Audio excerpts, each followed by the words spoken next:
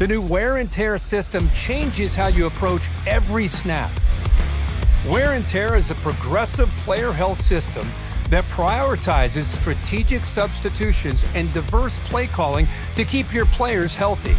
With wear and tear, every hit matters, but not all hits have the same impact. And a single hit, like a blow to a quarterback's throwing arm, can change everything, just like it can in real life. Every hit scales differently and will have unique effects on a player's performance as damage and fatigue add up over the course of a game. Managing wear and tear is critical to your team's success, both in a single game and over the course of a season.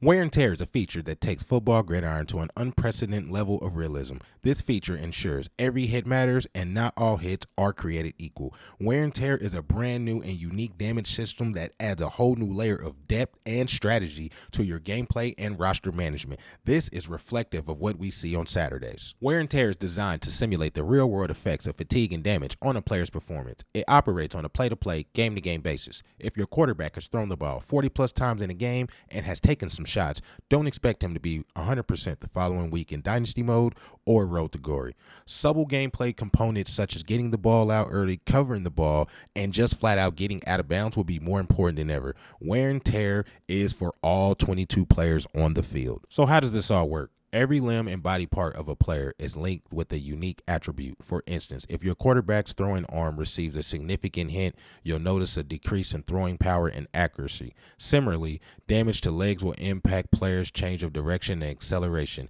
making every movement feel slower. Each body part degrades at a different rate, and players' toughness rating is critical to how much damage can apply and how much damage they can take. The more damage a body part, the higher the chance of severity and injury. Recovery is also a critical part of this feature. Players will regain health when they are not on the field, during timeouts, at halftime, and in between weeks. However, be cautious of your player's workload. The worse a body part is damaged, the slower it recovers. A player can only recover a limited amount of damage during a single game. This encourages strategic planning and management of players to ensure optimal performance. When it comes to management outside of the quarterback and offensive line, teams will substitute around the fatigue of a player or a banged up body part. If a player really gets banged up on any given play, expect him to sit out a play or two, or maybe more. Later in the game, the expectation is that the player will have to tough it out. With these changes, wear and tear will add new depth to players' gameplay, more than ever before. Up until now, aside from the risk of throwing an interception or a fumble, what has been the impact of throwing the ball 40 or 50 times a game?